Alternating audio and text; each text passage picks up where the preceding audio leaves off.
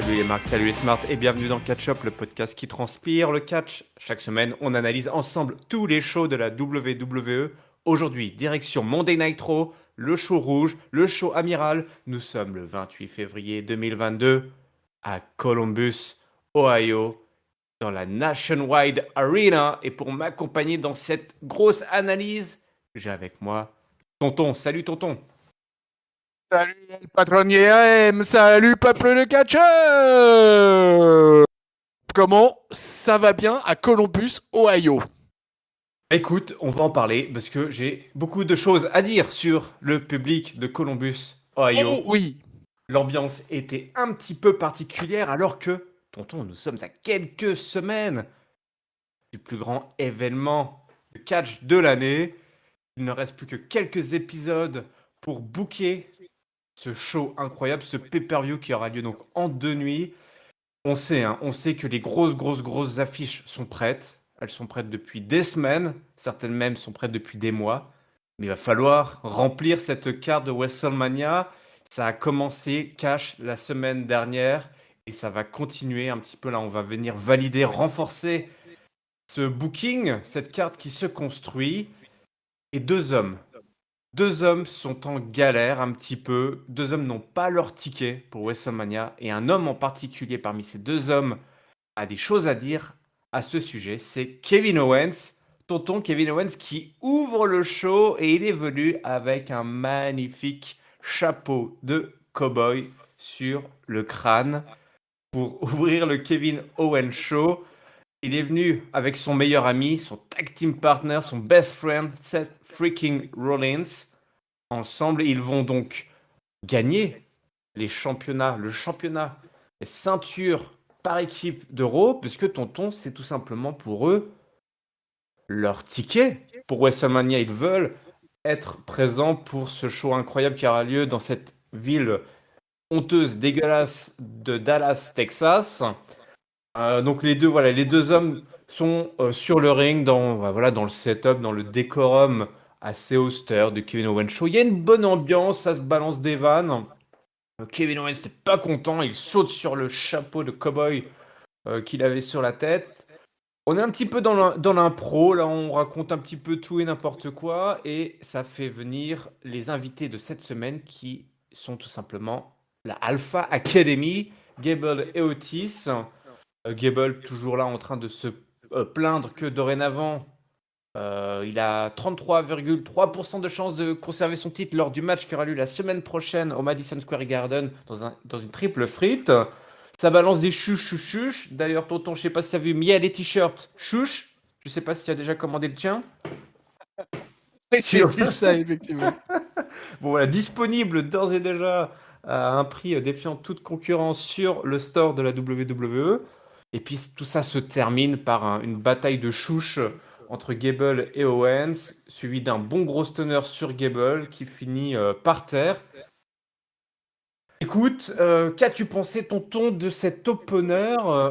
Il fallait réveiller un petit peu la foule de Columbus, Ohio. Est-ce qu'ils ont réussi, là, nos quatre copains? Bah moi, je trouve qu'ils ont réussi. Ouais. Déjà, j'ai trouvé énorme l'entrée de Kevin Owens. Alors donc avec ce fameux chapeau mis comme ça. Ça a énormément fait réagir les podcasteurs québécois, hein, ce segment-là, parce qu'apparemment c'est une référence que nous n'avons pas, nous pauvres Français, puisqu'apparemment c'est une référence liée certainement, je crois. J'aimerais avoir justement un commentateur québécois pour mieux nous l'expliquer, mais il me semble que c'est lié à quelque chose, à la télévision québécoise, etc. Donc grosse référence qui s'adressait au peuple du Québec. Et après derrière, bah, c'est festival quoi. Franchement, moi je me suis éclaté. Et thank you. Non mais Chad Gable, je le trouve excellent de bout en bout. Otis, par contre, est un peu en mode belle plante, quoi. Finalement, dit pas grand-chose, fait pas grand-chose. Lui, il est plutôt là pour les interactions physiques. Mais là, quand on a des talkers comme Kevin Owens et Seth Rollins, derrière, ça envoie avec le stunner. J'écrase le chapeau aussi. Alors là, écraser un chapeau aux États-Unis, ça c'est un truc. Puis il paraît que ça porte malheur, non, cette affaire. Et vraiment, Kevin Owens en heel ultime. Alors, c'était assez marrant parce que il y avait quand même, par contre, ce truc d'alignement, c'est-à-dire Ah qu'on oui, était quand face à. même. Là, tonton, on- j'allais dire, on Ah, peut mais pas ouais, passer à côté de ça quand même. j'allais y arriver, mon ami. Et effectivement, on se retrouve dans une situation assez étrange, puisqu'il y a un triple threat match promis avec Randy Orton et Riddle qui sont des babyface. Mais là, on a deux équipes heel, quoi. Et deux équipes heel qui s'annoncent. Et donc, du coup, le public. Bah, autant le public réagissait plutôt pas mal, moi, je trouve, sur les premières pop de heal, enfin, les premières hits des heals, et autant après, on sentait qu'ils étaient un peu perdus et que ça devenait problématique, en fait, cet alignement heal versus heal. Ouais, pour moi, il y avait un gros souci dans cet opener. Le public, enfin voilà, on est dans un opener de Weekly, il faut cash dès le début, mettre l'ambiance, montrer qu'est-ce qui nous attend pour les 2 prochaines heures. Grosso modo, c'est voilà, l'opener, il est là pour. On parle souvent de cold openings, enfin, toi, d'ouverture à froid. Là, on est là, il faut mettre l'ambiance directement dans le public. Et ce souci d'alignement. Eh ben, il n'a pas du tout aidé. Et vraiment, moi, j'ai eu beaucoup de mal. Bah, tout comme le public, en fait, j'ai eu beaucoup de mal à rentrer dedans. Il n'y a pas de souci, hein. Seth Rollins, Kevin Owens, c'est les rois de l'impro. Gable et Otis, pendant des semaines, ils m'ont fait marrer avec les RK Bro. Mais écoute, j'ai trouvé là, tonton, que ça n'a pas marché. Ça n'a pas fonctionné, cet opener. J'ai trouvé qu'il n'y avait pas d'alchimie avec le public, dû notamment, je pense, à ce problème d'alignement, effectivement, parce que là, on a peut-être un Seth Rollins, un Kevin Owens qui sont un peu twinners, mais avec côté des heels d'un côté et des twinners à tendance heel de l'autre, c'était vraiment compliqué de générer des réactions. On a bien vu, hein, je sais pas si tu as fait gaffe, mais là où ça a vraiment commencé à redécoller, c'est, je crois, quand Gable, il a fait de la cheap hit en insultant, je crois, Columbus, Ohio, en disant que c'était des gros bouseux là-dedans. Mais sinon, tout le segment avec Kevin Owens et Seth Rollins, qui sont tous les deux au début, tu vois, plus le fait que Kevin Owens, on en avait déjà parlé, Kevin Owens qui s'attaque au Texas, mais au Ohio, ils s'en foutent du Texas. Donc, tout ce délire de Kevin Owens qui déteste le Texas, bah, à part quand ils seront au Texas, je vois pas trop comment il peut générer de la hit. Et j'ai trouvé qu'en plus, au niveau du timing, tu sais, les interactions entre les deux, c'est pas ouf, c'était pas super fluide. Jusqu'à ce qu'il y ait ce battle là de chouche, de chute quoi, entre Gable et Kevin Owens. Moi vraiment, cet opener, je l'ai trouvé mauvais, hein, tonton. Je vais être honnête, hein. À ce point-là, ouais. Ah ouais, ouais, j'ai trouvé qu'ils se sont ratés tout simplement. Moi, je suis pas rentré dans cet épisode et j'étais frustré parce que Ça embrayait sur le match après derrière. Enfin, je veux dire, tu vois, il y avait quand même une forme de cohérence, quoi. C'est-à-dire qu'on fait le KO show, ça part en live, etc. Et puis derrière, on enchaîne sur un match tag team, quoi. ouais, bah d'ailleurs, je vais en parler, faire rapidement parler de ce match entre les deux. On a eu donc euh, un match tag team entre les deux, avec notamment Otis qui a envoyé Rollins dans les barricades, Gable qui en a profité pour attaquer Rollins et se concentrer sur le bras gauche du freaking Rollins. Les champs qui ont isolé donc Rollins pour s'attaquer à lui. On a eu une petite pause pub. Kevin Owens se retrouvait donc au sol avec Gable, très technique, là, qui gardait le Canadien un petit peu sur le ring, au centre du ring. Là, au tag avec Seth Rollins, l'ancien Olympien qui s'est pris une grosse série là, de coups. Et puis Otis, mais alors, complètement à l'ouest dans ce match. Il savait pas quoi faire. Il avait le regard vide. Alors ça c'est pareil, toi. Le match, j'ai pas compris là, Otis. Personne ne savait ce qu'il devait faire. Enfin, en tout cas, Otis était complètement paumé. On a retrouvé le Otis de l'année où il avait la mallette, où il sait pas se placer dans un ring. Il regarde à gauche, à droite. Il discutait avec l'arbitre parce que visiblement il avait des consignes. À un moment donné, Otis, je sais pas si t'as vu, mais regardez dans le public comme ça, il se passait des trucs autour de lui. Il y avait, je crois, Seth Rollins qui était au sol, qui attendait sûrement qu'Otis lui fasse une tentative de tomber, un compte de deux. Mais le gros Otis, il savait pas où il était. Je sais pas où il a dû sentir un barbecue qui a dû se lancer. Il était complètement paumé. Mais après, s'en est suivi à la fin, voilà, un stunner, un stomp et Gable qui se bouffe le tombé pour la victoire. la victoire donc des Rollins et Kevin Owens là, qui vont voilà, qui veulent leur ticket pour WrestleMania. Mais voilà, vous avez bien compris, moi cet opener, je l'ai trouvé raté, tout simplement. Je comprends totalement les arguments. Après, moi, je trouve que le match a été de bonne qualité. Un match de 12 minutes 50 et vraiment, Chad Gable en fait me surprend moi à chaque fois, à chaque sortie quoi. Et donc du coup ça a mis aussi du piment dans le match. Et puis alors effectivement bah toujours ce truc, la foule un peu perdue qui doit se retrouver à applaudir des mouvements réalisés par des mecs qui normalement sont censés être des méchants. Donc c'est vrai que ça c'est un problème quoi. C'est vrai que c'est un problème dans le catch et on va voir que ça va pas s'arrêter forcément là puisqu'il va y avoir d'autres soucis à ce niveau-là. Mais c'est vrai que je peux comprendre que ça pose problème. Mais voilà. Mais au final, entre les cordes, ils sont délivrés la marchandise quand même. Et moi, j'ai trouvé que le moment était plutôt agréable à suivre. La Et suite, puis, c'est... Ouais. dernier mot, juste dernier mot, c'est pour dire quand même, et d'ailleurs on va le voir au cours de cet épisode, parce que ça va pas être le fil rouge, mais bon, malgré tout, la Tag Team Division à Monday Night Raw, eh ben, elle est alive, elle est en pleine forme, moi je trouve quoi. Elle est même par moments resplendissante. Elle me ferait presque penser à la Tag Team Division de la All Elite Wrestling. Oups. Ouh là là, attention, attention. Là, on parle du A-Show, là, on parle de la Big League, hein, la première ligue, mon tonton. On n'est pas Ah, là le pour... vaisseau amiral. on n'est pas là pour parler voilà, des clubs de division 5. Non, mais effectivement, après, la division tag team, Arrow, elle est magnifique. Non seulement elle est rayonnante, elle nous offre des super séquences et des super matchs, mais en plus, enfin, tu as raison, c'est presque un fil rouge parce qu'elle a alimenté pas mal ce Monday Night Raw. On a vu quasiment une revue d'effectifs de tout ce qui nourrit la division tag team. Euh, dans le show rouge, hein, ils Et ont tous puis, été présents et on a vu toutes les équipes apparaître, hein. ouais, et en plus, sur ce premier segment et ce premier match, il y a une espèce de fausse piste qui est lancée avec l'affaire Kevin Owens et le fait qu'il chie sur le Texas tous les lundis. Et du coup, mais malgré ça, il se retrouve en tag team avec Seth Rollins. Il est en train de challenger pour gagner le titre de champion du monde par équipe. Tu vois, on se dit, c'est bizarre. Est-ce qu'ils veulent un programme avec Kevin Owens finalement en tant que champion du monde par équipe? Ou est-ce que cette histoire de Stone Cold, tout ça, c'est un truc monté de toutes pièces? Parce que tu sais, là maintenant, on nous annonce même que Vince McMahon va catcher à WrestleMania 38. Hein. Oui, Donc, voilà. on en est là hein, quand même. Hein.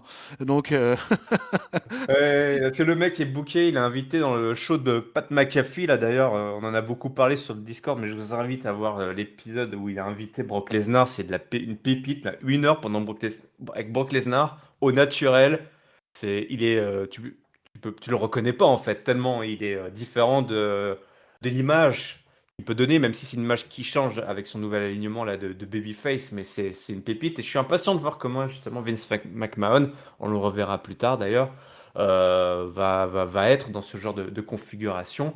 Mais tu as raison. D'ailleurs, Kevin Owens n'a pas fait que citer Stone Cold via son stunner. Il a cité les grandes stars de la WWE qui viennent du Texas, en l'occurrence tous. JBL et Shawn Michaels. Et on aurait pu y ajouter l'Undertaker.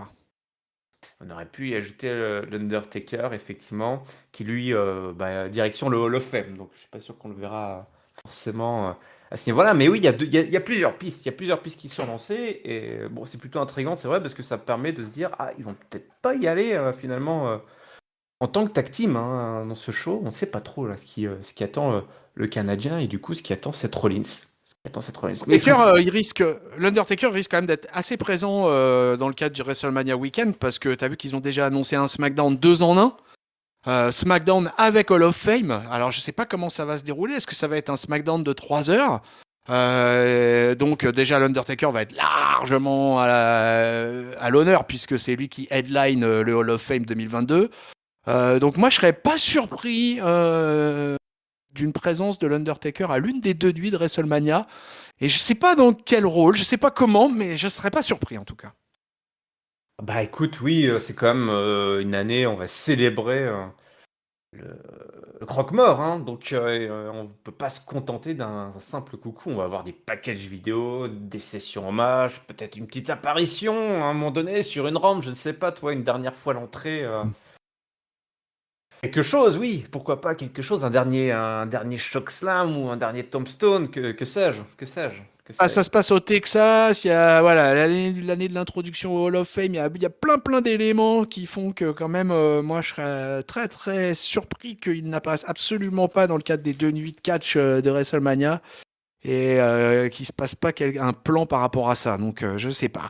Puis je sais pas, Kevin Owens, c'est Seth Rollins, on a l'impression qu'il prépare toujours plein de plans. T'as vu d'ailleurs dans une des promos où ils sont avec le pauvre Kevin Patrick là, et c'est title for title for title for title for title quoi, tu vois quoi. Ils ont de l'ambition ces garçons. Ah oui, ça, ils ont de l'ambition, donc ce serait dommage qu'ils n'arrivent pas à se dégoter une petite place à WrestleMania. Alors, un autre que je vois très bien remporter la André Battle Royale Giant Ah bah Royal là, Battle, c'est Momos. C'est Momos. on, C'est on notre a on Momos. a on a notre favori Momos qui est alors là, mais en plus qui a le droit même à son package vidéo, hein, et puis pas un package vidéo qui rigole, quoi, hein, un truc. Attention, ils ont été chercher du puissant. Ah ouais, voilà, le bulldozer, voilà, la destruction. Si vous êtes sur le chemin de Momos, eh ben, faites votre prière, puisque il est en mode bulldozer jusqu'à WrestleMania, et il a disposé même de T-Bar, hein, qui est quasiment aussi grand que lui, hein, T-Bar. Alors, il y a eu petit embrouille au début, parce que le match, il lui a foutu un gros coup d'épaule, du coup, ah, T-Bar, le match n'a pas commencé, oui, T-Bar, t'es ok, ouais, je suis ok, allez, viens te faire squash. Et puis bah, la victoire de Momos, hein, la victoire de Momos qui va aller remporter ce ce petit trophée de André. C'est très bien pour l'instant qu'on le fasse squasher des mecs comme ça. Bon, ça tombe sur Tibar. Pas de chose. Tibar Ouais, qui d'ailleurs est un peu en retour de mode Dominique Dijakovic parce que en termes de costume et tout ça, il a un peu quitté les oripeaux de Retribution. Donc ça, c'est pas plus mal. Mais bon, il se fait balayer en 40 secondes par le Momos. Mais le Momos, oui, tu l'as dit, non seulement ça va être l'archi favori de la André the Giant Battle Royale, mais bah écoute, quand on connaît l'amour pour les powerhouse de la WWE, bah écoute, je me dis que ce mec, il y a peut-être quelque chose. Et alors, je l'avais déjà dit à l'antenne, je sais pas si avec toi on en avait déjà parlé, mais par exemple, il aurait été tout indiqué dans un clan un peu africain, un peu en mode nigérian. Tiens, Apollo Crews, commandant Tazi, suivez mon regard. Mais malheureusement, ils ont totalement disparu de l'écran, ces deux-là. Donc Homos a l'air de partir pour faire son chemin seul, pavé de destruction, de trislam et de grosses baffes dans la gueule. Voilà. C'est un peu pour ça qu'on regarde du catch, hein. Oh oui, oh oui, oh oui. Et on regarde aussi ça pour les filles, les femmes, les catcheuses qui Mais brillent bien sûr. elles aussi à la division féminine de Monday Night Raw. Il y a du bon monde, il y a du bon monde. Il y a la championne évidemment, Becky Lynch. Et il y a sa contender, Bianca Belair, mais aussi pas mal de mid-card et de low-card qui tournent autour. Ce soir, on a eu un match, chantons, un 3v3. Voilà, on est dans le classique Tag Team Playa. Ouais. Liv Morgan, Rhea Ripley et Bianca Belair qui affrontaient donc Piper Niven, donc Doudrop, Nikki ASH et Becky Lynch. Chacune des deux équipes ont eu droit à une petite séquence backstage pour faire leur petite promo. Voilà, ça volait pas bien haut, c'était pas forcément incroyable. Le match en lui-même était plutôt bien rythmé, puisque Becky Lynch a demandé à Bianca Belair de venir l'affronter pour débuter le match, mais évidemment, qu'est-ce qu'elle fait? Elle se barre. C'est Nikki ASH qui doit s'y coller. Elle affronte Liv Morgan. Ensuite, c'est Doudrop qui entre. Donc Liv Morgan, pareil, hein, qui a met du cœur à l'ouvrage. Mais Doudrop, elle est costaud. Elle envoie bouler tout ça. C'est au tour de Bianca Belair aussi qui fait cette démonstration de force. Les trois ils se retrouvent à l'extérieur du ring. Un gros dive de la part de Liv Morgan depuis le turnbuckle. Bianca Belair qui tente de tomber sur Becky Lynch, mais sans succès. Ça se retrouve dans le coin du ring. Big Time Bex, Nikki, Doudrop, voilà, punissent chacune leur tour la EST, mais personne ne parvient à coucher l'ancienne championne. C'est le tag enfin de Rhea Ripley, hein, qui elle aussi a de la puissance à faire valoir. Ça balance des gros dropkicks là sur la championne, du facebuster pour le compte de Doudrop qui intervient. Tout le monde se met plein la tronche, on arrive sur la fin du match. Bianca Belair se fait retrouver là, voilà, les cheveux en berlificotés autour de la corde et ça ne lui plaît pas. Elle se venge là, en ressortant des images qu'on n'avait pas vues depuis longtemps, c'est Bianca Belair qui donne, qui fouette Ah l'Irlandaise ouais. avec sa chevelure. Et écoute, je ne sais pas.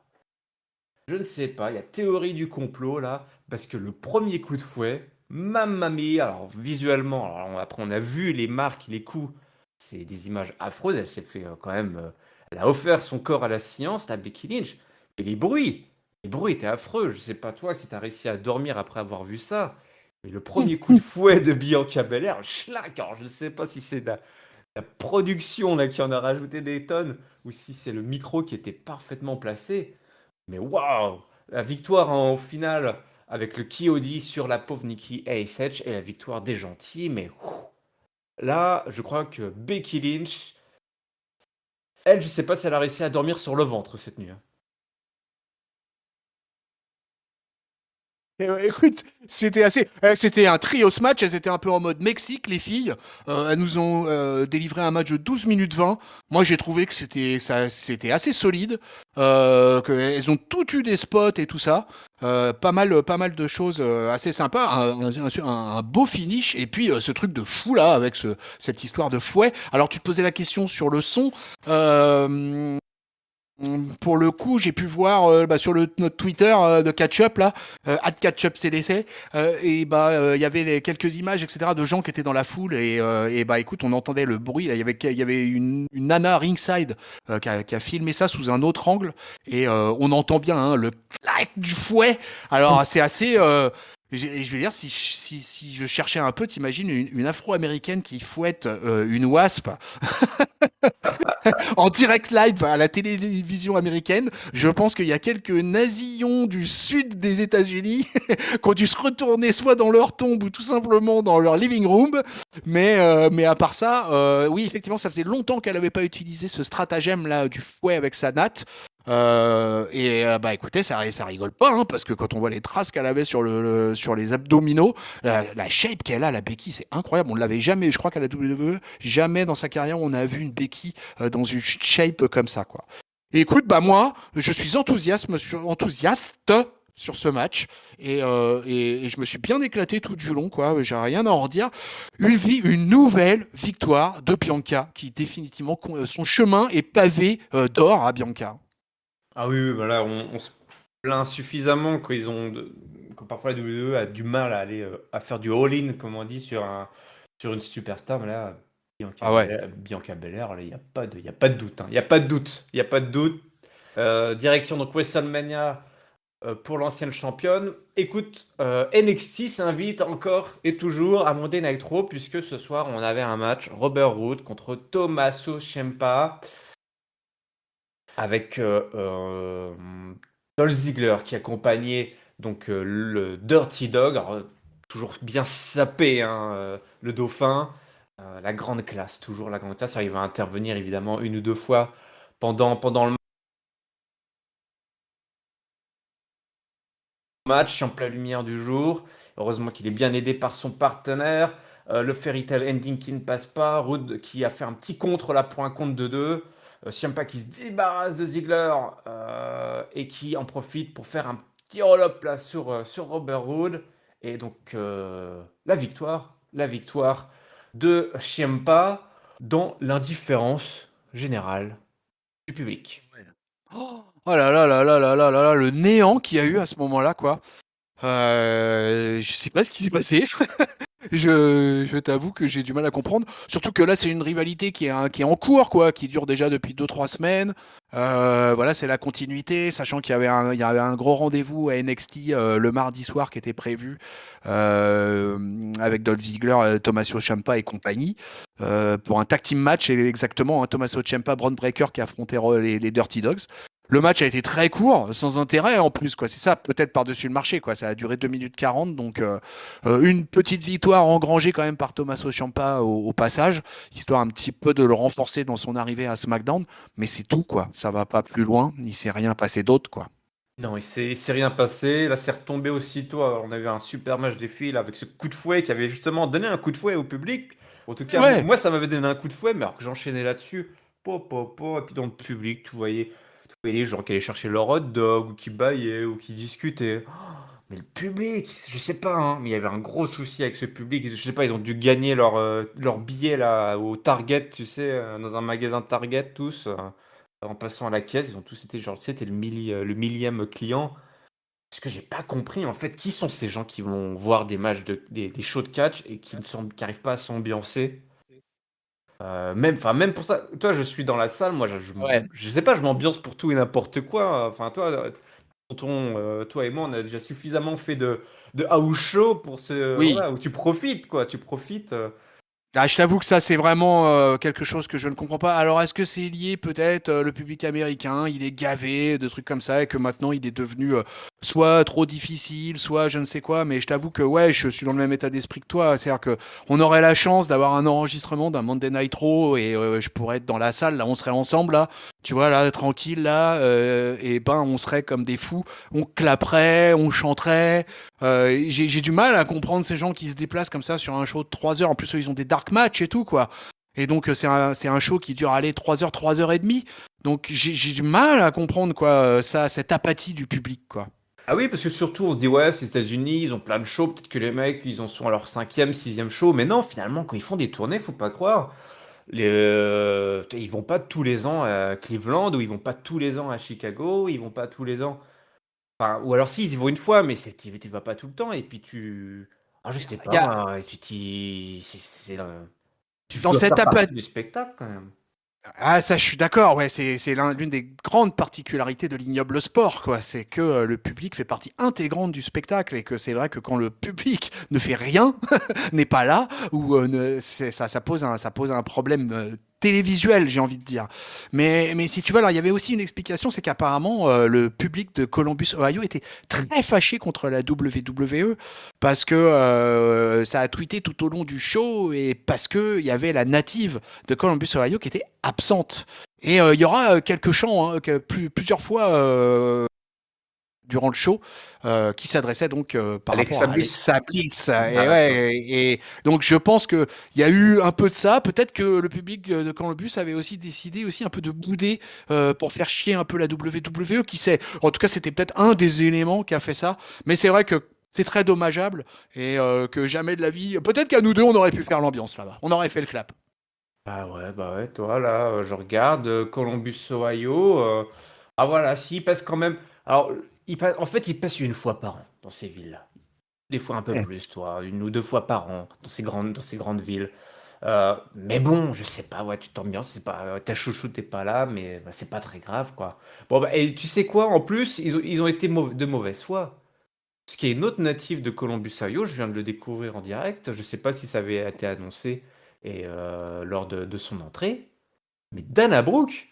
Ben oui, tout simplement. Ben Dana oui. Brooke et Columbus, Ohio. Et Dana Brooke, eh ben, elle avait un match ce soir avec Reggie. C'était un match mix, ça faisait longtemps.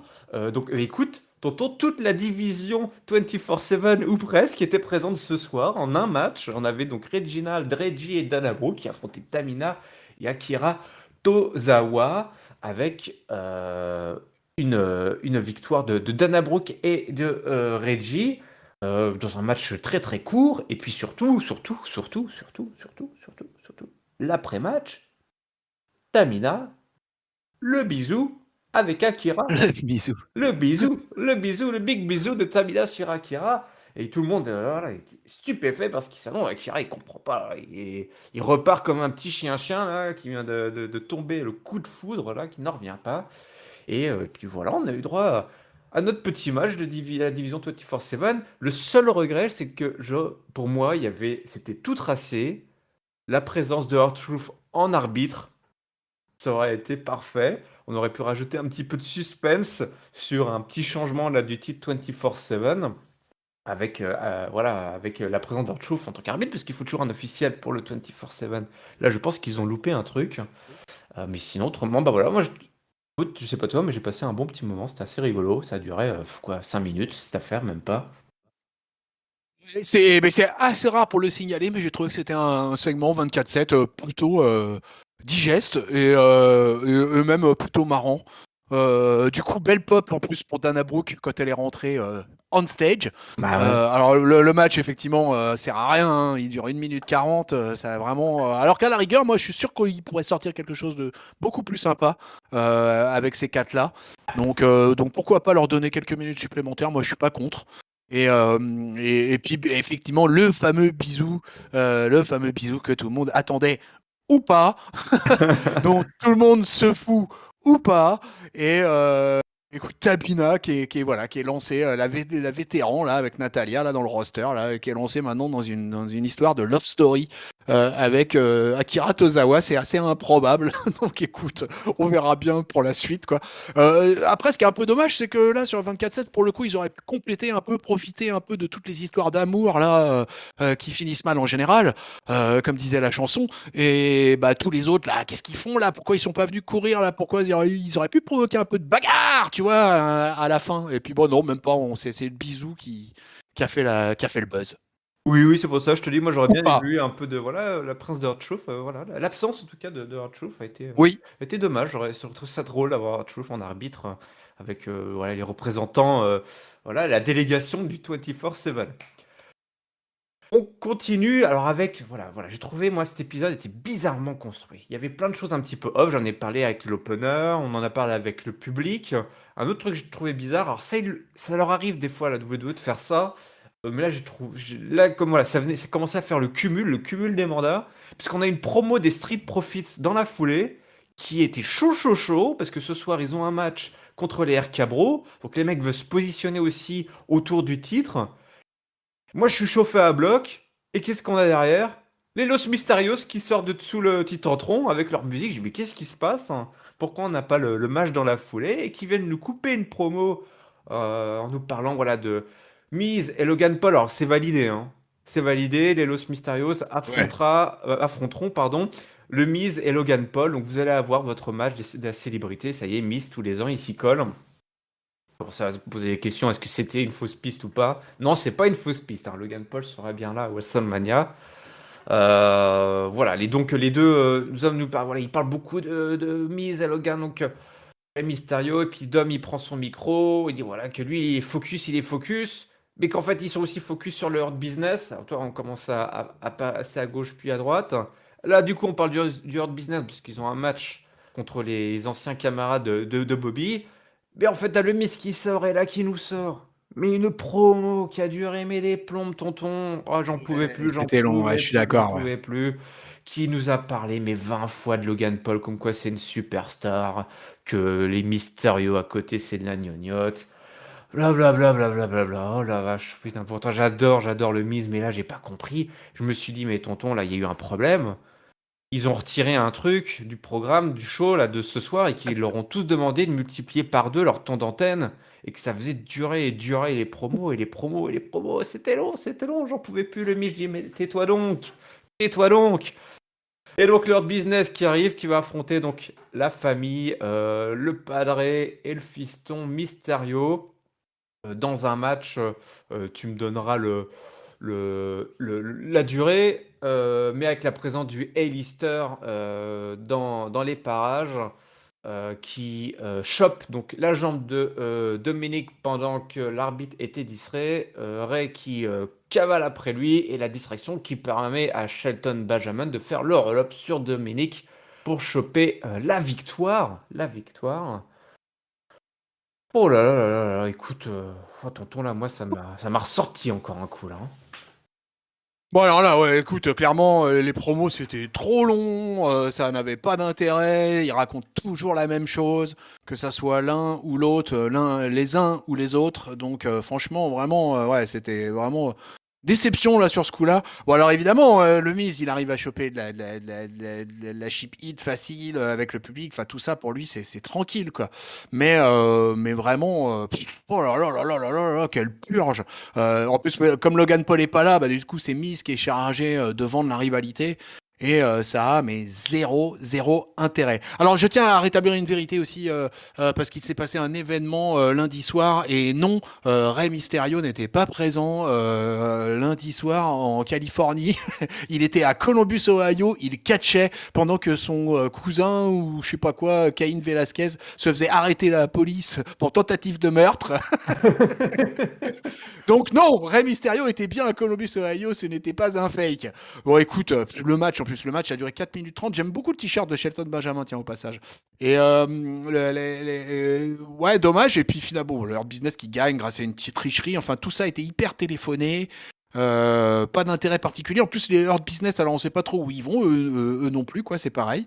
Mais bon, tout ça, finalement, ça a continué à nous animer cette Tag Team Division, mon ami, puisque on a encore à nouveau du catch par équipe. Et bon, là, c'est dommage de nous balancer un truc que de 4 minutes 30 comme ça pour finir en autre boudin. Ouais. Ouais, non, non, voilà. Alors c'est sûr, la division tag team, on les voit tous, hein. Là, ce soir, il n'y avait pas de Ah souci. ouais. Mais ouais, là, c'était assez triste, j'ai trouvé. Puis c'était trop long, voilà, trop long, trop long. Pourtant, voilà, il y a quand même les Mysterio, voilà. Donc il y a du festif là, mince, mais non. Ouais, bah oui, pour y avoir du festif. Ouais. Alors, il Alors y avait c'est, qu'un truc que j'ai trouvé intéressant, moi, finalement, entre le match et les promos. C'est ce qui s'est passé entre les deux. C'est-à-dire qu'il y a eu tu sais, il y a eu un clip Celebrate Black History Month. Et c'était assez surprenant de découvrir un Titus O'Neil en grand homme charitable, parce oui. qu'il a totalement disparu des écrans WWE. Il ne catche plus du tout. Je ne sais pas. La dernière fois qu'il a dû apparaître, c'était peut-être un Rumble, je pense. Mais par contre, à côté de ça, alors là, s'il y en a un qui risque de pas perdre son boulot, c'est bien Titus O'Neil parce que vraiment, t'as vu un peu, c'est incroyable. Hein. Le mec est actif de partout, alors sous l'égide de la WWE, bien évidemment. Mais c'est quand même notable. Il a créé une fondation, quoi, la Bullard Family Foundation, là, et il vient en aide aux déshérités, aux handicapés. Enfin, moi, franchement, je savais qu'il faisait des choses comme ça, etc. Mais je n'imaginais pas l'ampleur, si tu veux. Donc je voulais en profiter de ça pour voilà, dire tout mon respect pour Titus O'Neil, quoi, parce que vraiment, ce monsieur a l'air d'être hyper impliqué dans sa communauté et c'est assez incroyable de voir ça. Parce qu'on en oublierait presque que c'est une superstar WWE.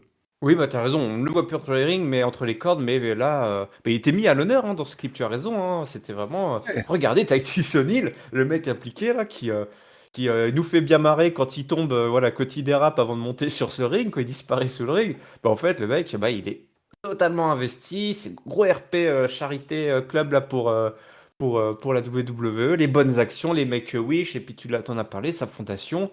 Et puis Tonton, c'est un mec hyper accessible, hein, parce qu'on l'avait rencontré avec Giscal lors d'un match de basket quand on était allé à la Nouvelle-Orléans. Le mec était pas très loin de nous, on avait discuté un petit peu avec lui. Voilà, c'est un mec super sympa, donc effectivement, bah, il risque pas de faire partie de la prochaine charrette, lui, hein, ça c'est sûr. Il y en a d'autres qu'on a revus ce soir, je suis pas sûr qu'on les verra beaucoup, tous jusqu'à la fin de l'année. Hein.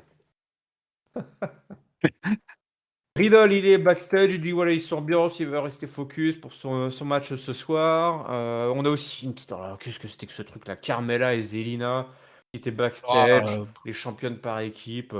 Parce qu'on a droit, voilà, c'est ça. Voilà, Carmella et puis Corey Graves, ils ont mais ouais, voilà. leur C'est show ça le truc. Carmella and Corey à la manière de voilà, reality TV, à la manière de Miz et Maryse. Alors eux, ça a l'air d'être encore plus porté sur les fesses, sur le sexe, puisqu'on nous parle tout simplement d'une célébration de sexe qui aura lieu à SmackDown en direct. Il y a plein d'allusions graveleuses qui sont faites. Franchement, Non, mais il paraît que cette émission est indécente. ouais, mais on sait ce que c'est indécent à l'heure d'aujourd'hui, ce que ça veut dire, Surtout aux États-Unis.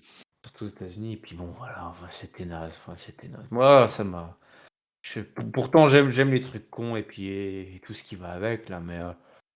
je sais pas, c'était nul, c'était nul. C'était nul. Allez, on a eu un match, un gros match quand même, avec de l'athlétisme, avec du fun, les RK Bro contre les Street Profits ce soir, avec pareil, vous l'avez vu, vous allez le voir, vous allez l'entendre, une fin de match. Il y a eu beaucoup de gagnants surprenants ce soir. Je sais pas ce que tu en as pensé, tonton. Les Ouais. Street Profits contre Randy Orton et Matt Riddle dans un match qui a été très très endiablé, très technique, très voilà, plein de comment dire, d'énergie, plein d'énergie. Donc voilà, ça balance des coups d'épaule. Dawkins qui se met avec Ford là, pour des manœuvres à deux. Riddle qui contre tout ça, qui place Ford dans un triangle, à la soumission du triangle, du carré du losange. La vipère qui tag et qui balance, qui écrase Montez Ford à droite, à gauche, sur l'épaule, sur le torse. Voilà, il a complètement écrasé au sol.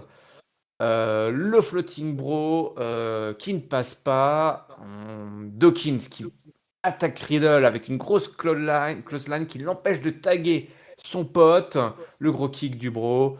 Les deux hommes sont à terre. Orton et Ford arrivent. La grosse clothesline, le power slam, le DDT depuis la corde. Et Montez Ford qui place un énorme, magnifique frog splash. Et là, un moment un petit peu bizarre avec Orton qui est un peu loin de la corde et qui donc place son pied sur la corde pour casser le tombé. Et c'est Dawkins qui lui retire la semelle, mais en même temps, Dawkins lui met aussi un petit peu le pied sur la corde parce que Dawkins, il a bien vu qu'Orton, il avait la jambe courte. Pourtant, il fait 2,10 m. Donc, ouais, un petit flottement à ce moment-là. Et surtout, on a un Randy Orton qui reste cloué au sol. Il a l'air de souffrir. Le monde a l'air un petit peu dans le coton là. Montez Ford et Angelo Dawkins ne célèbrent pas tant que ça leur victoire. Montez Ford, il a l'air un petit peu embêté. J'ai l'impression que Montez Ford, tonton, il s'est dit mince, j'ai peut-être cassé une côte de la vipère là. Ouais, en fait, il a eu effectivement une grosse inquiétude qui s'avérait être une fausse alerte. Alors, ça semblerait pas tellement les côtes, mais plus l'épaule. Mais les reports qu'on suivi derrière ont dit qu'il n'y avait pas de problème et que voilà, c'était plus. Donc, effectivement, ils ont eu un finish un peu étrange. Il y a eu une espèce d'inquiétude générale en plus. Hein. On voit bien que les catcheurs, plus l'arbitre, sont tous un peu là dans un moment de flottement. Et puis le public, lui, l'était aussi. Alors, encore une fois, dans un match, dans un alignement babyface contre babyface. Alors, d'un autre côté, pour le public, ça c'est assez facile parce que comme ça, on peut supporter tout le monde. Ça simplifie complètement la donne. Donc du coup, mais par contre, super ambiance, un match de 8 minutes 35. Donc je pense, ouais, il y a eu certainement une bonne minute 30 de flottement général et ça s'est pas terminé comme il le fallait, c'est sûr. Et puis, du coup, victoire des Street Profits. Moi, j'ai presque envie de te dire, mon bon IRM, que mettons les Street Profits dans ce match pour le titre, quoi. Faisons un Fatal 4-Way. Évidemment, tonton, tu as raison. Allez, un four fatal. Et oui, bah là, ils ont clairement gagné Bah leur oui. ticket là. Bah ouais, là, franchement, ça serait difficile à justifier après, hein, parce que moi, je suis les Street Profits. Déjà, j'arrive la semaine prochaine à Raw. Je dis, attendez, là, on a battu les former champions, qui sont dans le match pour le titre. Non, il faut que les Street Profits soient dans ce match-là, quoi. Et puis, moi, je mettrais bien une petite échelle au milieu de tout ça, hein. Puis hop, on y va, c'est parti, les Le amis. tonton, il met des échelles partout. Ça, tonton, Ah ouais, il répare ses volets. Tonton, donc il peut prêter l'échelle, il n'y a ouais. pas de problème. J'en ai une juste devant moi, là, si vous voulez, je peux la fournir et tout. Je suis prêt, on est parti. Allez, on y va. Allez, le match sponsorisé par le roi Merlin. Allez. Cocorico. Ou par Kiloutou, ça dépend. Ça dépend du budget alloué. Autant faire De la- un de la- peu de leasing d'échelle. On fait du leasing sur les Ouais. échelles à ketchup. Ça dépend de la taille de l'échelle, parce qu'en plus, si vous voulez, il y a plus différentes tailles. Il y a les amovibles, il y a les escamotables. Enfin, c'est tout. C'est Attention, on est très, en train très de complexe, les basculer dans échelles. un podcast un peu différent là. C'est du homestaging slash bricolage. Ketchup bricot à votre antenne. Ah bah effectivement, un match moi qui m'a pour la peine, voilà. Un épisode qui nous a offert quelques matchs un petit peu endiablés. Celui-ci en était un. Alors c'est vrai que flottement à la fin, je dis qu'est-ce qui se passe tout le monde. T'as l'impression à un moment limite ils étaient tous regroupés tous les 5, tu sais, en mode huddle là, allez comme au rugby ou comme au foot américain, en train de discuter là. Qu'est-ce qui se passe? Ça a beaucoup discuté. Et effectivement, on se dit à ce moment-là, mais ça avait l'air grave, toi, pour que tout le monde soit aussi inquiète. Et d'habitude, c'est le show doit continuer. On fait OK, ça va, oui, bon, OK, mais bon, tu dois célébrer ta victoire là. Clairement, Montesford, il était livide, hein. Vraiment, je pense dans sa tête, il s'est dit merde, j'ai fait une connerie. J'ai fait une connerie, j'ai tué Orton en direct devant des millions de téléspectateurs. C'est bien Ça, je suis l'ambiance. d'accord avec toi. Hein. Je pense que c'est vraiment, on sent vraiment que c'est dans sa tête là. Il se dit, ah là, j'ai botché et tout ça quoi. Mais quand tu revois les images, bah c'est pas si évident que ça quoi. Et Mais c'est vraiment marrant cette réaction, quoi. Tu vois, ça faisait très longtemps qu'on n'avait pas vu un truc comme ça, en fait. C'est quand même très très rare que ça arrive dans la Big League.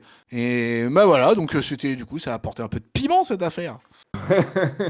Bon, alors, un peu de piment, c'est Austin Theory qu'on a retrouvé dans une petite Oh, séquence avec Vince McMahon qui s'est déplacé à Columbus. Alors, même le patron se déplace, donc le public, là, mince quoi, ils se rendent pas compte de la chance qu'ils ont, tous ces gens.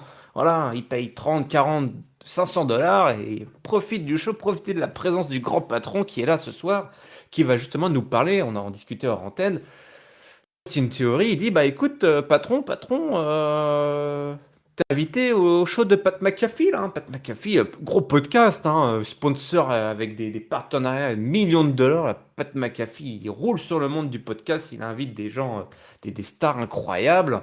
Et comment ça va se passer, monsieur McMahon, là? Parce que la dernière fois que vous êtes assis pour une interview, c'était il y a 20 ans, et je sais pas si nos auditeurs et auditrices s'en souviennent, mais effectivement, il avait menacé le journaliste qui lui avait posé une question fâcheuse. Clairement, ça avait fait un petit peu date, un petit peu jaser à cette époque-là de cette interview avec Vince McMahon. On peut sûrement la retrouver assez facilement oui. sur YouTube. Qu'est-ce qui se passe là si l'intervieweur commence un peu à vous chauffer là, patron, hein? Qu'est-ce qui se passe? Qu'est-ce qui se passe si Pat McAfee vous dit un truc? C'est vrai que Pat McAfee, il a zéro filtre, hein. Qu'est-ce qui se passe si vous dit un truc qui vous énerve, patron? Hein, si vous saute dessus, si c'est la bagarre. L'autre, il dit, vous inquiétez pas, moi je serai là, patron. Je serai là. Là, Vince, il dit, c'est pas ce genre de show. Ou avec Pat McAfee. Et il s'en va. Il se barre. Et il se barre, il se casse, laissant Austin Theory un peu tout seul comme ça, là, à réfléchir un petit peu ce qui va se passer. Écoute, qu'est-ce que c'était que ça? Et je sais pas, c'était quoi ce truc? Alors, alors, C'est- alors, c'est- Ah, allez, ça servait peut-être juste à expliquer au public que Austin Theory sera certainement présent au podcast de Pat McAfee. ouais, ouais, ouais, ouais. Et si, voilà, c'est ça. On place des bips pour. Alors, parce qu'il y a plusieurs choses. Il y a plusieurs choses. Déjà, je sais pas si t'as remarqué. Moi, alors, le seul truc que j'ai apprécié, on va dire, c'est ce petit switch qui a été fait.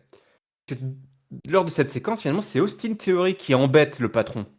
Le changement, le rapport de force était un peu différent parce qu'on n'a jamais compris C'est vrai. pourquoi le patron il s'était entiché d'Austin Theory et qu'en même temps il aimait l'embêter quoi. C'était son animal de compagnie à son petit projet et puis qu'il arrêtait pas de l'embêter et puis il lui promettait des trucs horribles. J'ai dit, mais qu'est-ce que c'était que ça? On comprenait pas pourquoi il y avait cette haine, amour-haine, cette relation là, un petit peu de père-fils, un petit peu chelou entre le patron et Austin Theory. Ouais, c'était un petit peu l'inverse, et je trouvais ça plus logique. Aussi, une théorie, le lèche-cul, le lèche-botte, tu vois, qui va avoir un patron, patron, je peux être là, et tout, et tout. Là, je trouve déjà la dynamique est meilleure. Mais alors, après, la séquence était un petit peu étrange, à n'en point douter, et auquel il faut rajouter, effectivement, tu m'en as parlé, tonton, la rumeur du patron qui reviendrait entre les cordes Ah, ouais. à Texas. Et on est où, là? Qu'est-ce qui se passe? Non, mais là, on est chez les fous, là. On va pas faire remonter dans le ring un mec de 76 ans. En aussi belle forme soit-il. Enfin, là, je veux dire, là, la WWE, elle fait encore catch chez Goldberg, quand même. Du coup, Je pense que... le pare-feu, ce serait aussi une théorie. Oui, oui, oui, je pense qu'on en est là, pour l'instant. Là, Austin Theory est en train de se transformer en homme de main protecteur de Vince McMahon. Il est en âge d'être son petit-fils, hein, donc je sais pas, enfin, c'est assez étrange. Et puis vraiment, ce truc, c'est que l'autre, il se fait, ouais, c'est pas ce genre de show, et il se barre. Ouais, alors voilà. C'est vrai. Là, vraiment, tu te dis, tu vois, limite le malaise quand même. Tu te dis, ouais, bon, d'accord, ok. Merci, monsieur McMahon, merci. Non, c'était mal écrit. De toute façon, on sait pas qui écrit ces trucs-là. Est-ce que c'est Vince McMahon lui-même? Bah Peut-être. ouais, ouais, Ça non mais ça ça, expliquerait pas mal de choses. Parce que là, on ne comprend rien, bah ouais. hein. On ne comprend rien. Non, mais de toute façon, moi, j'imagine pas un seul instant n'importe quel producteur ou quoi que ce soit débarquer dans le bureau de Vince et lui dire, ouais, bah là, ce soir, tu vas dire ça, ça et ça. Je pense que le mec, bah écoute, bah, là, tu vois, là, il y a la porte, elle est là-bas. Donc toi, tu vas prendre ça, ça, ça et ça. Voilà, dans ton carton. Non, non, non, non, non, ça va pas. Mais de toute façon, ça va pas depuis le début, hein. Toutes ces interventions à Vince, la réalité, c'est que c'est complètement à côté de la plaque. Alors, le seul intérêt à trouver là-dedans, c'est qu'il met en avant un jeune. Ça, c'est quand même relativement notable. Et que, bah, espérons que ce jeune, il arrive à s'en sortir, hein, parce que c'est très, très, très casse-gueule, quoi. Ça peut être à la fois, ça peut l'emmener peut-être vers certains sommets, mais comme en même temps, ça peut être totalement destructeur, hein. C'est à double tranchant pour moi, ce qui est en train d'arriver à Austin Theory, là. Oui, là, faut qu'il profite, là c'est sûr, parce qu'on sait pas, Oui, on sait pas trop ce qui va lui arriver, parce qu'on sait que quand effectivement Vince McMahon, voilà, s'entiche d'un petit jeune, on a vu par le passé ce que ça pouvait donner. C'est fantastique pendant les 2-3 premiers mois, et puis après il en a marre, et puis il se retourne contre toi, et tu disparais direction Division 24/7, ou même tu te fais virer, ou alors tu te retrouves dans les Free MB, ou que sais-je. Ah, c'était une théorie là, peut-être que là se profile pour lui un match à WrestleMania, mine de rien, peut-être face à Pat McAfee, et Pat McAfee qui, voilà, qui a déjà eu les honneurs de fouler les rings de la WWE, pourquoi pas, hein, Pat McAfee versus Theory avec Vince McMahon dans son coin, que sais-je, hein. Mais en tout cas, voilà, il va falloir écrire quelque chose, ça c'est sûr, et ça va sûrement se jouer lors de cet épisode de podcast de Pat McAfee. On arrive, main event, lutte. Catch. D'accord? C'est pas ça qui va conclure le show. Mais ce soir, mon tonton, on a eu un match. On a un match pour le titre de championnat des États-Unis. oui, bien, et c'est bien. Moi, je trouve que c'était une bonne nouvelle. Voilà, ils mettent en avant un peu leur titre intermédiaire. Je pense que ça faisait super longtemps que c'était pas arrivé, que le titre US était pas défendu en weekly dans le main event du vaisseau amiral de la WWE. Donc, écoute, moi, franchement, j'étais très satisfait de cette annonce et je trouvais que c'était une très bonne idée. Ouais, alors, une fois de plus, à Columbus, on leur a filé un paquet de trucs quand même. Parce que la présence du patron, un match de championnat. Voilà, je sais pas trop s'il méritait quand même, hein, ce soir. Mais bon, on y est. Damian Priest versus Finn Balor. Donc voilà, un champion de calibre mondial. C'est ce que réclamait Damian Priest, eh ben, il l'a voulu, il l'a eu, et bah, peut-être qu'il aurait préféré ne pas le vouloir et ne pas l'avoir, puisque dans un match plutôt rythmé, plutôt solide là, entre les deux, là, qui se cherchent, on place des headlocks au début, et puis ça se commence à sauter voilà, par-dessus la troisième corde, Finn Balor qui plonge sur l'archer de l'infamie, puisque c'est son surnom. Damien Priest qui place des strikes, hein, évidemment, c'est deux hommes qui aiment utiliser leur belle gambette pour frapper leur vis-à-vis. Le comeback du méchant. Et Balor qui place un énorme kick pour reprendre le contrôle. Le coup de grâce est évité. Les coups de pied qui s'enchaînent. Le choc slam pour le compte de deux. Le coup de grâce enfin qui est placé par Finn Balor qui devient votre nouveau champion des États-Unis d'Amérique du Nord. Damian Priest n'est pas content. Les deux hommes se regardent juste après le match. Il dit à Finn, écoute, avec sa grosse voix là comme ça, écoute Finn, c'est pas cool ce qui s'est passé ce soir. Les gens de Columbus t'ont acclamé, ils étaient derrière toi, ça me faisait marrer, genre je me dis, oh ouais, grosse ambiance à Columbus, Damien, t'as raison. C'est pas cool, le public m'a jamais acclamé comme ça pendant tout mon run. Le public, ils sont méchants, du coup, moi aussi je vais devenir méchant. Et il attaque Finn Balor, il le slam sur la table des annonceurs, des commentateurs, entérinant définitivement son heel turn. Damian Priest, Finn Balor, votre nouveau champion, qui vient du coup qui n'avait jamais été champion des États-Unis. Donc voilà, une nouvelle breloque pour Finou. Mais ouais, totalement, totalement, ouais. Alors là, bon, alors là, écoute, un match de 11 minutes de belle qualité. Avec du suspense, avec un vainqueur que moi, en tout cas, j'attendais pas forcément. Enfin, en tout cas, je trouvais qu'il y avait du suspense justement parce que j'étais pas sûr là quand ce match a démarré.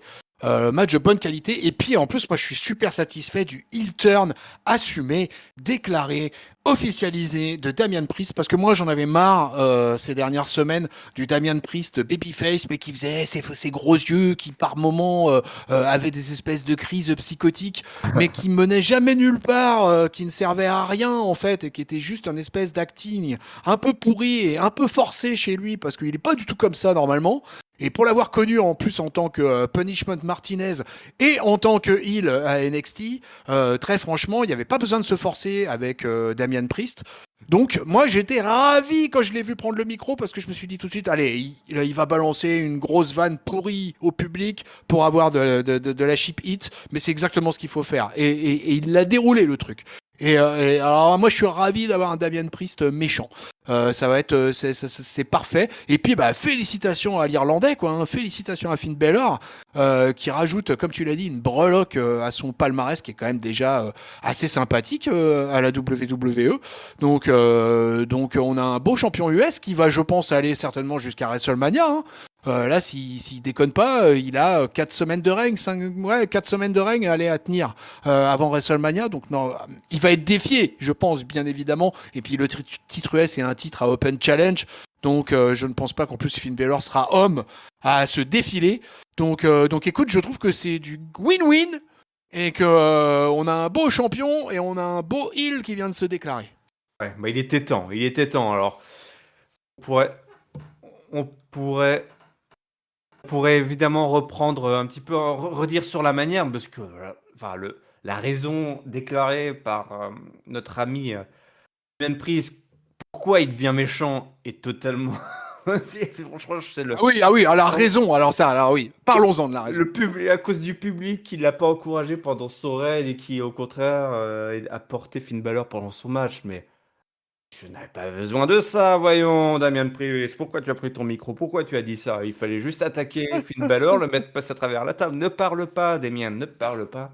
Même si on adore ta voix ici à Catch Up, tu es invité, la porte, les micros sont ouverts pour la belle voix de Damien Priest tous les jours, tous les soirs, toutes les nuits. Mais alors là, franchement, qu'est-ce que c'est que ça, là, le public? En plus, c'est pas comme si le mec, il avait eu toi, un lien avec le public pendant des semaines ou je sais pas quoi. Enfin, c'est pas très inspiré tout ça, hein? Hein. Non, non, non, clairement, ouais, c'était à côté de la plaque, mais c'était pas à côté de la plaque, euh, c'était tellement, voilà, ils ont pris la voie rapide, quoi. Voilà, ils se sont dit, on va pas se faire chier, hein. Allez, hop, on prend la voie rapide. Le Damian, il faut l'envoyer du côté obscur, et on fait ça vite fait, bien fait, parce que bon, il y a encore du taf après ce main event catchesque. Eh ouais, tu parles de voix rapide, bah là on en a eu aussi une de voix rapide. Tu vas me dire ce que tu en as pensé dans ce qui a clôturé, ce qui a clos le show de ce Monday Night Raw, c'est la promo Edge qui est à la recherche d'un adversaire pour WrestleMania. Il nous l'a dit la semaine dernière. Affronter Edge à WrestleMania, c'est tout simplement assurer sa legacy, assurer tout simplement mettre son nom Hall of Et ouais, Fame pour l'éternité, c'est tout simplement devenir une méga star. C'est Edge qui c'est crée les méga stars de la WWE, tout simplement. ouais, c'est presque en train de devenir de la magnitude d'un match de l'Undertaker à WrestleMania, quoi. Voilà, quoi. Quand Edge décide qu'à WrestleMania, il va faire quelque chose, tout le monde l'écoute. Oui, il veut Génial en particulier. Et oui, surtout, il écoute tout. Il réécoute, il enregistre, il réécoute la promo de Edge depuis voilà, chaque jour. Et c'est qui va ouvrir la porte. C'est AJ Styles. Pas trop de surprise. Oh non. Il lui avait fait un petit clin d'œil bien appuyé la semaine dernière. On commençait à dire qui ça peut être AJ Styles, qui ça pourrait être. Bah, c'est tout simplement AJ Styles. Et on est très content. On est très content. Edge aussi, il est très content. Ouais. AJ Styles qui arrive. Ça discute, il dit ouais, bah, voilà, chacun a l'air d'être d'accord sur le fait que c'est un match qu'ils voulaient tous les deux. Et Edge il commence un petit peu à aller le titiller, le AJ Styles. Hein. Il commence à dire écoute, Edge, t'es gentil, mais moi je veux le bulldog, Edge. Je veux le chien fou, le hargneux. Je veux pas la tag team bitch d'Omos qu'on a eu ces dernières années. Donc on veut pas le gentil mignon, même s'il n'était pas vraiment gentil, mais voilà, le faire valoir d'Omos. Ah, voilà, c'est vrai que c'était divertissant, mais AJ Styles, il peut prétendre à d'autres destinées. Et tu fais, ok, je sais que ça, tu me parles pas trop comme ça, voilà, ça commence un petit peu à se chercher, et puis la bagarre commence, et puis on a un Phenomenal Forearm qui est manqué, Edge qui met un gros coup de pied dans les valseuses d'AJ Styles. Alors là, et donc, et ben voilà, un autre heel turn, mon tonton. On Ouais. enchaîne, c'est la soirée. Double heel turn ce soir, c'est cadeau. Edge il s'est dit, oh bah attends, comment ça, le Damien Priest, il fait un cheap Ah heel ouais. turn en se retournant contre la foule. Et ben moi, je vais faire un heel turn à l'ancienne, à coup de cassage de tronche, à coup de chaise. Il va chercher une chaise, ça dure, ça dure, ça dure. Et puis il fait le mec tourmenté là. Edge, on sent qu'il est habité une fois de plus. Bon, il fait sa tête, on sait pas trop. Il passe par plein d'émotions différentes là ce soir. Et Edge, je crois qu'on parlait de voix rapide, hein. Là, je pense que là, on s'est dit, une soirée, on va faire une storyline de 2 ou 3 semaines, toi, où on va pas perdre de temps.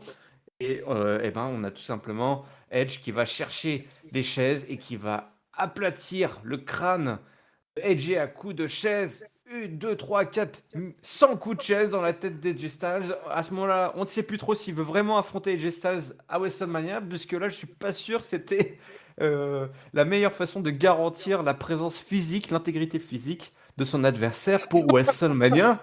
Et c'est donc comme ça que se termine ce show avec sur un concerto là, à l'ancienne de Edge. Écoute, c'était un petit peu abrupt tout ça. Je pense qu'on a eu un avance rapide sur, sur un état, une avancée, une évolution psychologique d'un homme ce soir. Je sais pas ce que tu en as pensé. Moi, je suis un petit peu. Le résultat, il est bon, mais la manière, je suis pas trop certain. J'aurais bien aimé prendre un peu plus mon temps. Mais peut-être que c'est ça dont on manque, hein, du temps. C'est mon étonnement en fait aussi. C'est-à-dire que j'en revenais pas à quelle vitesse ça a basculé quoi. Le Edge est passé en l'espace du. Au départ, je me suis dit, oh, on va peut-être avoir une feud. Comme on sortait en plus de 2 matchs dans ce même Raw avec des alignements face versus face, heel versus heel dans la Tag Team Division, je me suis dit, ah bah tiens, là, ça se trouve, ils vont peut-être nous faire un alignement fair and square. En plus, très compliqué de faire passer heel Edge Styles qui est face depuis peu finalement. Euh, donc, à la rigueur, on va nous faire un petit peu ambiance Ring of Honor, ça va serrer la paluche, ça va se jouer des épaules, ça va dire, ah bah voilà, c'est moi le plus balèze, etc. Et en fait, bah, pas du tout la direction prise par Adam Copeland, qui a tout simplement décidé de casser la gueule à Edge Styles. Et alors, Edge Styles, traditionnellement, se prend son low blow, hein, parce que ça, c'est une tradition à la WWE depuis qu'il y est. Hein. Tout le monde vient coller du low blow à Edge Styles. Donc, Edge n'a pas failli. Et finalement, le tabasse à la fin, quoi. Et puis, le concerto, comme tu l'as dit. Donc, du coup, il turn à. Un heel turn que moi je considère qu'on aurait presque pu se passer. Et que c'était pas, il n'y avait pas besoin finalement, la légende Edge tient à elle toute seule. Il n'y avait même pas forcément besoin. Mais écoute, si d'un autre côté on nous vend un Edge en totale folie et vraiment qui lâche les chevaux à 2000 à l'heure, ça risque de nous donner un grand match. Hein, parce qu'avec un Edge Styles qui est quand même un des plus grands de ces dernières années, qui en plus, il faut le dire, c'est parce que c'est tout récent, a re-signé à la WWE lui aussi un contrat de plusieurs années et qui est fortement apprécié en coulisses et chez les officiels. Donc Edge Styles, là, pour moi c'est un dream match. Hein. Là pour moi c'est un des plus beaux matchs de la carte là qui vient de s'annoncer. Et vraiment je suis impatient de voir comment ça va se passer en promo. Mais effectivement, à mon étonnement et comme au tien visiblement, c'est peut-être un petit chouïto ce heel turn. Peut-être qu'il y aurait eu moyen un petit peu de faire prolonger les choses. Il reste encore, je crois, 3 ou 4 Monday Night Raw avant WrestleMania. Mais voilà, ils ont décidé de faire monter la sauce en mode violence. Écoute, on va peut-être pas s'en plaindre non plus. On va pas s'en plaindre, enfin si, on va s'en plaindre un petit peu quand même, parce que moi ça m'a quand même un petit peu gêné cette histoire. Ok, alors, voilà. On nous dit, je lis des résumés et tout, des gens bien informés, des critiques de catch, et la justification que Edge est meilleur quand il est heal est suffisante pour ce heel turn. Alors je dis, mais on marche on marche sur la tête, hein, maintenant on n'a plus besoin d'écrire des storylines pour justifier, faire évoluer des personnages, C'est vrai. il Ça vient de suffit de nulle dire part. il suffit de dire que Edge il est meilleur quand il est méchant pour que ça justifie le fait qu'il devienne méchant. Je sais pas dans quel monde métal on se trouve, mais effectivement, alors, ok, la semaine dernière, il y avait beaucoup d'intensité dans la promo de Edge. Et ça sortait de nulle part non plus, mais on avait salué, et on salue toujours voilà, le dévouement de Edge dans l'art du catch, du catch et là, dans cette grosse promo, l'intensité qu'il avait réussi à mettre, c'est pas pour rien qu'il se retrouve une fois de plus là dans ce main event, hein, ce qui a clôturé, ce qui a terminé le show. Mais on a vraiment pas pris de temps là pour justement développer un petit peu la psychologie. Et moi, je suis tout à fait ok, pas de problème. Je suis comme toi. Effectivement, belle affiche de gala. Pas besoin forcément de tourner, de tourner qui que ce soit dans cette histoire, mais pourquoi pas? Un Edge Hill, finalement, on l'a jamais eu depuis son retour. Il a parfois on a été parfois dans un petit peu ses retranchements. Il a eu parfois, voilà, comme tout le monde, hein, des moments un peu plus durs, mais on n'a jamais retrouvé le Edge Hill qui a fait les grandes gloires du Hall of Famer. Là, on y va tout droit pour ce WrestleMania. C'est un match qui va s'annoncer. Un Dream Match, t'en as parlé, un match violent. Alors attention, les Dream Match avec AJ Styles, je me méfie toujours, hein, parce que le dernier Dream Match qu'on nous avait vendu avec Nakamura, il y avait un petit Ouais, peu. ça commence à dater, ça commence à Oui, dater je quand même. sais, mais voilà, j'y étais, les Depuis. stigmates sont là, les stigmates sont là. D'ailleurs, c'était terminé par un low blow, comme tu dis, voilà. En fait, Oui. il toujours pas de coque, hein. Visiblement, le mec n'a toujours pas investi dans une coque, alors que tout le monde lui tape dans les couilles, mais AJ Styles se dit pas à un moment donné, il faudrait peut-être que je joue avec une jolie coque. Une jolie coque pour protéger mes parties, parce que visiblement, ils sont au courant de ce point faible. De ce point faible. Faudrait peut-être que j'en parle à la costumière quand même depuis le Ah temps. ouais, je sais que le budget costume il est limité, que d'ailleurs en fait il n'y a pas de budget costume parce que les catcheurs doivent faire eux-mêmes leurs costumes, donc c'est terrible d'en arriver là, mais c'est comme ça la WWE. Tu viens, il faut venir avec ton matos. Mais bon, alors voilà, l'affiche elle est magnifique. Franchement, c'est exactement ce qu'il fallait. On va avoir un match. Enfin, on a la promesse d'un match qui va être fabuleux. Mais alors, enfin, au niveau de l'écriture psychologique, là, enfin, entre ça et puis Damien Priest, enfin, j'étais là, mais waouh! Enfin, on a vraiment plus de temps. Les mecs se sont dit, on a rien à foutre en fait. On veut un heal, Edge heal, bah voilà, le voilà, il est là. Et puis le mec, il est là, il est passé par toutes les émotions, le Edge. Alors, il a en plus, tu sais, il a un visage. Il a une tête, il a sa tête, hein, Edge, hein. Adam Copeland, c'est Ouais, Adam Copeland, hein. Il n'y en a pas deux c'est comme lui, clair. Ouais. hein. Raphaël Yeh Raphaël Yeh te rejoint un peu dans cet avis parce que lui il écrit là-dessus, il dit passe à Edge, pas maintenant après tout ce que t'as fait. Pour le moment, flop sur ce heel turn, à voir ce qu'en fait la WWE, mais ça me ravit pas. Edge est un part-timer, sa gimmick de mec passionné qui veut faire des dream matchs marchait bien, il lui reste sûrement plus trop de temps sur le ring. Edge a été un excellent heel Ouais. dans sa jeunesse, mais là je trouve que ça fonctionne pas. Je suis pas sûr que ça va pas fonctionner, qu'il fonctionne pas en tant que heel. Je trouve que Raphaël, il va peut-être un petit peu vite en besogne pour le coup, aussi vite qu'a été le heel turn. Bah alors, Raphaël. Peut-être Non, un peu oui. je comprends en fait les arguments de Raphaël, mais je trouve que en termes de durée, ouais, c'est peut-être quand même difficile. Non, non, non, bah alors il faut laisser sa chance au produit, comme on dit, hein. Le Edge Hill, moi je veux bien le voir, hein, pas de souci. Comme il le dit lui-même, il lui reste sûrement plus beaucoup de temps sur le ring, le Edge. On ne sait pas de quoi demain sera fait, donc je suis tout à fait. On l'a eu, il a déjà eu ses belles affiches de main event l'année dernière en tant que ultime babyface. C'était voilà, bon, il était un peu twinner quoi. Voilà, il était dans ce Edge-là, hein, twinner, mais quand même avec une grosse pop. Le Edge Hill. Moi, je veux bien le voir, il n'y a pas de souci face à un AJ Styles. Là, ça va rappuyer, vraiment revalider ce gros festin là de AJ. Puis ça va donner un match. Enfin, Edge, voilà, les tables, les chaises. Peut-être que AJ Styles va passer à travers le feu, que sais-je. Et ça, j'ai envie de voir, moi. Ce genre de match que Edge a pu produire. Il a été. Enfin, voilà, et c'est un mec hyper intelligent, hyper créatif. Je me dis, avec cet alignement-là, ce Edge violent, va avoir des spots de dingue s'il se merde pas. Donc moi, il n'y a aucun souci. C'est vraiment effectivement, voilà, ce heel turn Columbus. Je sais pas ce qui se passe à Columbus, mon tonton, mais il y avait quelque chose dans l'air, là. Il y avait quelque chose dans l'air. Ah ouais, il y a un microclimat à Columbus, Ohio, quoi, il faut croire, mais effectivement, c'est assez fou, quoi. Mais encore une fois, je pense que peut-être que c'est tout simplement aussi une décision des deux catcheurs, quoi, qui n'envisageaient pas une rivalité fair and square et parce que ça peut arriver aussi, quoi. Peut-être qu'il y en avait l'un des deux ou peut-être même les deux qui le sentaient pas, tu vois, comme ça, quoi, de cette manière-là. Et puis je te le dis, hein, je pense encore une fois que c'est lié aussi au fait que AJ Styles sort à peine d'un babyface turn.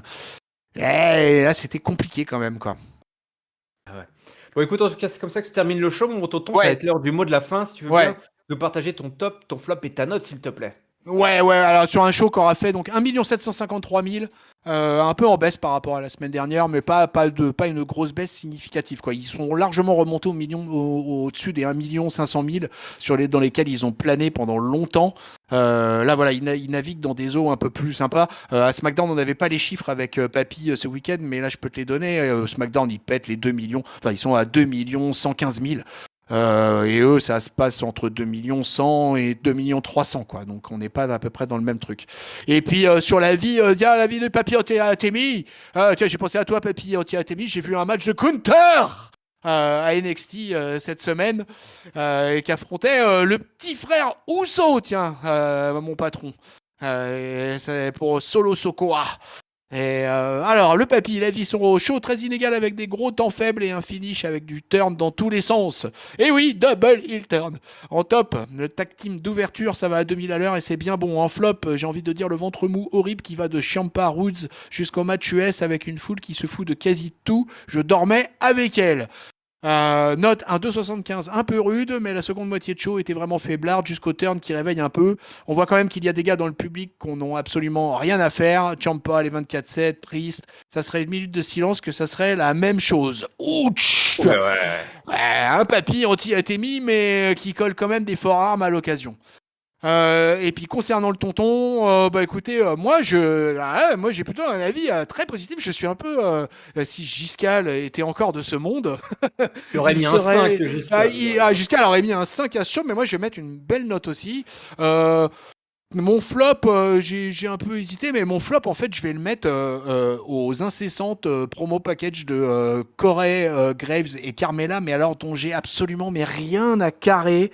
Et cette histoire me saoule. Et d'ailleurs, Carmella et Zelina, qui sont championnes tag team, quand elles se retrouvent dans le seul moment qu'elles ont droit dans ce Monday Night Raw, c'est pour parler du truc avec Corey Graves et machin, et pour faire la belle pour la télé-réalité. Alors là, on se retrouve un peu dans le mode Bella d'il y a quelques temps, quand les Bella, à chaque Monday Night Raw, nous vendaient leur télé-réalité. Donc moi, je déteste ce genre de truc. Donc voilà, donc je vais mettre un flop là-dessus. Mon top, j'hésite, mais mon top, je vais quand même le mettre. Moi, je vais le mettre au titre US et au match entre Finn Balor, à la victoire de Finn Balor. Je suis ravi pour l'Irlandais. Un gros match avec un beau double stomp, comme j'aime bien quand il est réussi bien là, avec une belle amplitude. C'était un bon match, un beau changement. C'est bien d'avoir des surprises dans des weekly. Je suis toujours très friand de ça. Donc voilà. Et ma note, moi, je vais être largement au-dessus de Papy. Parce que moi, je trouve que c'était un très bon Monday Night Raw. Enfin, très bon, non, j'exagère. C'était un bon Monday Night Raw avec des incohérences, quelques insuffisances, comme d'habitude, en fait. Mais je trouve que, en tout cas, sur ce travail d'aller vers WrestleMania, etc., on fait travailler la Tag Team Division. On nous sort un Dream Match avec Edge. Et AJ Styles, on nous colle un nouveau champion pour un peu envisager qu'est-ce qui pourrait se passer pour le titre US pour WrestleMania. Donc du coup, il y a pas mal de choses. Moi, ça me va plutôt bien. Le seul point d'art, évidemment, c'est l'absence du titre suprême, puisque Brock Lesnar n'était pas là. Et qu'effectivement, c'est quand même embêtant que le champion de Monday Night Raw n'apparaisse même pas à 4 semaines de WrestleMania. Mais bon, en ce moment, tout se dirige vers la tête de la table. Donc c'est comme ça que ça se passe. Et donc moi, au final, je vais mettre un 3,5 à ce Monday Night Raw. Oh là là, effectivement. Alors là, ça va être. C'est très très rare qu'on soit pas du tout du même avis hein, sur est-ce que c'était un bon épisode ou pas un bon épisode. Pour moi, c'était un mauvais épisode, mon bon tonton. Je l'avais bien senti, hein, je l'avais Ah bien oui, il senti. n'avait pas de Mais surprise. c'est Moi, bien, c'est bien, c'est bien, c'est bien. Il y a un je fais gros oui ça. grognon en mode cahier du catch, c'est Ah ouais, à parfait. l'ancienne, à l'ancienne, à l'ancienne. Et Ouais, moi, ouais. moi, je fais pas de twist à la fin sorti de nulle part Eh comme ouais, dans ouais, tu l'épisode de vois. mon Voilà, électro. là, Axel, là, le rédac chef, il serait là, il dirait, mais voilà les gars, c'est ça, c'est un papier Voilà, comme la ça que je bagarre. veux. Eh ouais, c'était un épisode. Écoute, c'est un épisode très off tempo. Tu sais qu'on dit il y a un truc bizarre qui se passe où le tempo est chelou, Eh, où tout le monde a pas l'air, tout le monde n'a pas l'air forcément dedans, ou alors et puis que la construction est un peu bizarre. On va à gauche, à droite, on nous lance une promo. En fait, on va sur un autre match. On a des promos qui durent des plombes, des mecs qui sont pas forcément alignés dans leurs répliques et tout. Mais il y avait quand même des bonnes choses dans tout ça, toi. Donc je vais pas enterrer, je vais pas mettre un zéro non plus. C'était pas le pire épisode de Monday Night Raw que j'ai vu. Mais vraiment, c'était pas un bon épisode, quoi. Pour moi, c'était un épisode qui était mauvais. Et mon flop, je vais le donner. Je savais pas à qui ou à quoi le donner parce qu'il y a tellement de choses que je n'ai pas aimé dans cet épisode que je vais le donner à la ville de Columbus dans l'Ohio. Qui a un truc, je sais pas, ils ont jinxé cet épisode. Il y a un truc qui n'est pas allé. Je pense que ton histoire là, liée à Alexa Bliss est peut-être vraie. Alexa Bliss, elle a des pouvoirs, peut-être la poupée, je sais pas, quelque chose s'est passé. Il y avait un truc presque mystique dans cet épisode où tu avais l'impression qu'en allait. Et toi-même, quand il y a eu la blessure, la Randy Orton, je me suis dit, mais c'est pas possible, qu'est-ce qui se passe dans cet épisode? Il y a rien qui va, quoi. Il y a rien qui va. Il y a quelque chose backstage qui s'est passé juste avant l'épisode. Donc je vais le donner à Columbus. Ohio, comme ça me permet de couvrir un petit peu la ville maudite. N'y retourne non plus. Et eh bien mon top, je vais le donner au match des filles, tiens, au match des filles et ce coup de fouet là de Bianca Ouais. Belair, qui m'a réveillé, là. Tonton, ça m'a réveillé, le coup de fouet, j'étais, waouh, qu'est-ce qui se passe? C'est voilà, ça Ah, m'a, essentiellement, le patron a des petites tendances SM. bah entre ça et les tenues SM en Arabie Saoudite. Je sais pas ce qui nous attend, la célébration de sexe en direct avec Corey et Carmella à SmackDown là, mais je sais pas, il y a quelque chose dans l'air un petit peu bizarre. Enfin, la sextape entre Carmella et Cory, à terme, elle sortira. Un jour ou l'autre, elle sortira. Oui, bah sur le network peut-être, tu sais, ils vont faire une section moins 18 peut-être, je ne sais pas. Faudra mettre un code parental. Code parental. Et puis je vais donner à 1,75. 1,75 dans cet épisode. J'irai pas plus bas parce qu'il y a quand même eu des bonnes choses entre les cordes et que voilà, si tu prends certaines choses, désolé, voilà, il y avait quand même des bonnes choses, mais c'était un mauvais épisode pour moi. C'était un mauvais épisode et qui souffre sûrement de la route de la WrestleMania qui est dorénavant une voie rapide et qu'il faut vite se dépêcher. Voilà pour mon avis sur cet épisode de Monday Night Raw. Catch-up évidemment pour ne manquer aucun épisode, c'est très simple, il suffit de vous abonner sur toutes les plateformes de podcast habituelles, alors Spotify, Deezer, Apple Podcast, Google Podcast, PodCloud et bien d'autres, également notre chaîne YouTube, la version vidéo, et n'hésitez pas à nous dire en commentaire ce que vous avez pensé de cet épisode, votre top, votre flop et votre note. Le lien vers notre Discord est dans la description, les réseaux sociaux Catch-up CDC sur Twitter, Instagram et Facebook. Je vous remercie évidemment d'être toujours aussi nombreux et nombreux à nous suivre.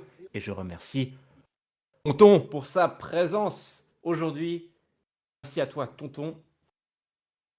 Eh ben, écoute, merci mon patron pour ce hosting de qualité.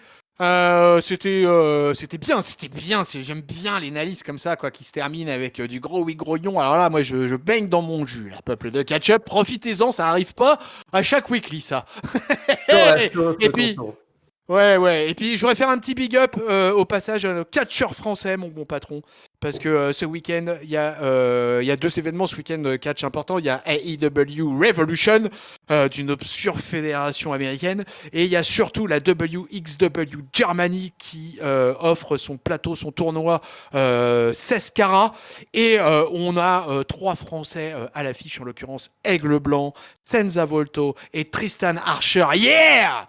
Et on leur souhaite que de la gagne, quoi. C'est la Sainte Trinité française là, qui se déplace. Oh oui, là, les trois gros catcheurs en ce moment là qui font parler sur la scène européenne.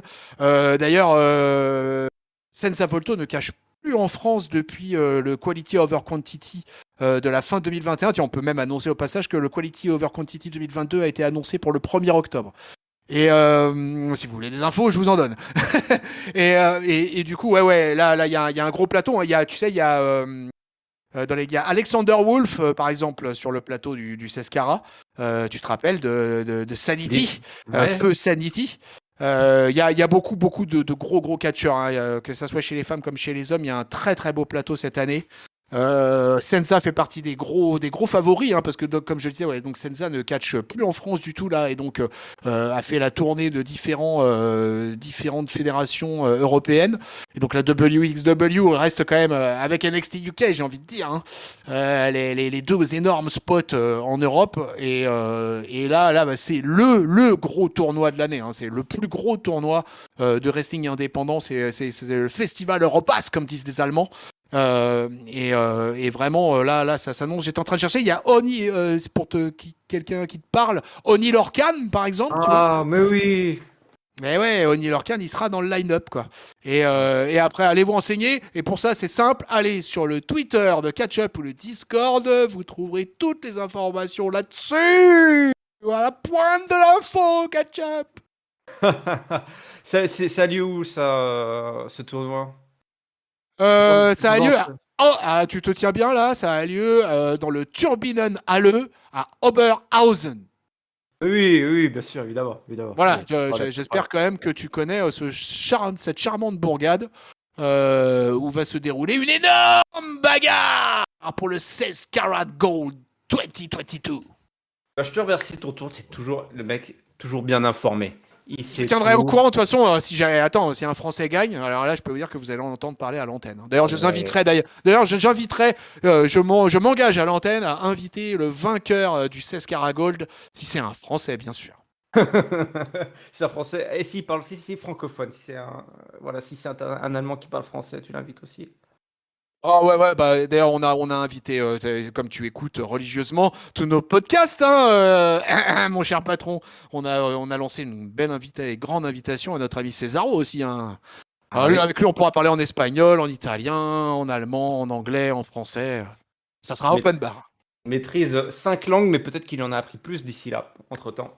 Bon, en Qui tout sait? cas, on vous remercie évidemment d'être toujours aussi nombreux et nombreux à nous écouter. On vous donne rendez-vous très très très bientôt pour l'analyse du Friday Night SmackDown et la célébration en direct, relation sexuelle de Carmella et Corey. Je sais que vous serez tous derrière votre écran, bande de petits coquines, bande de petits coquins.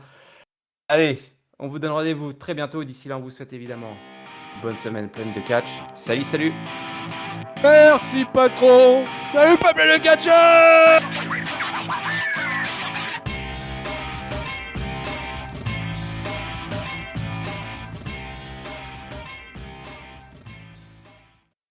Non, recording! Oh putain, ils sont chauds bouillants, Et apparemment, bientôt, là. ils vont nous faire des chants en canon, tu Ah seras ouais, non, mais tu sais, là. ouais, les ingé sons qui font de l'harmonie, quoi, tu vois, quoi, pour commencer en beauté la review du vaisseau amiral de la WWE.